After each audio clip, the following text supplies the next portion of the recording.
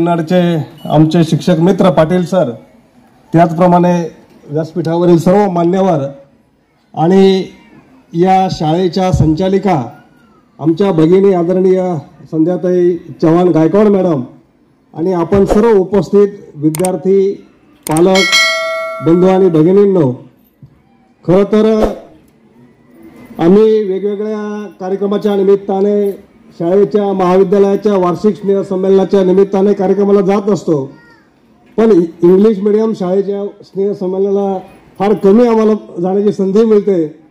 असाच एक प्रसंग माझ्यावर आला होता कन्नडला।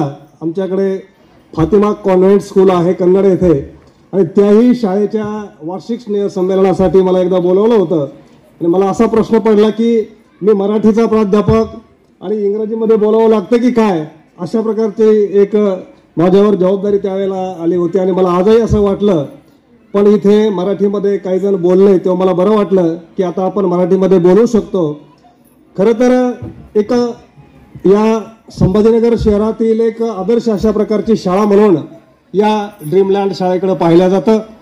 मी जेव्हा या शाळेचं प्रास्ताविक करणाऱ्या ज्या मॅडम होत्या, प्रास्ताविक करत होत्या, तेव्हा मी हे सगळं ऐकत होतो, बारकाईने पाहत होतो, तेव्हा असं लक्षात आलं आणि त्याही पूर्वी मी या शाळेला भेटी दिलेल्या आहेत। आदरणीय चव्हाण मॅडमचं काम मी पाहत आलेलो आहे, पण प्रत्यक्षात मला गॅदरिंगच्या कार्यक्रमाला किंवा शाळेच्या कुठल्याही कार्यक्रमाला येता आलं नव्हतं। कदाचित मॅडमने त्यांचं काम हे कशा पद्धतीचं आहे हे पाहण्यासाठी कदाचित मला असेल, संतोष भाऊ असतील किंवा त्यांचे सर पाटील सर असतील, यांना बोलवलं असेल।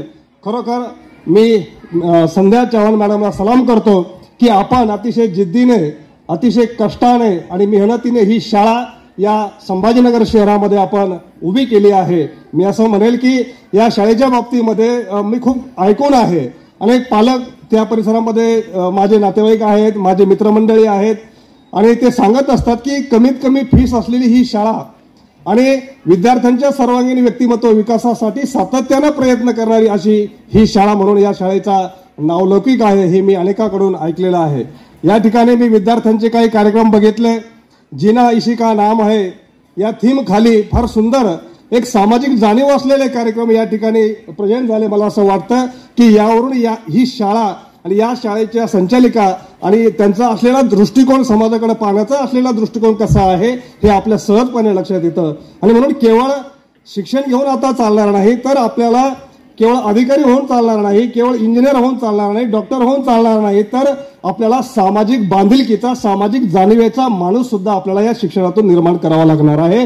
आणि मला असं वाटतं की ही शाळा केवळ अशा प्रकारचे अधिकारी निर्माण करणारी शाळा नाही, तर त्याही पेक्षा पुढे जाऊन मी असं म्हणेल की ही शाळा म्हणजे सामाजिक कार्यकर्ता, सामाजिक बांधिलकी असलेला माणूस आगामी काळामध्ये या शाळेच्या माध्यमातून निर्माण होईल, हेही मला या निमित्तानं सांगावंसं वाटतं। आणि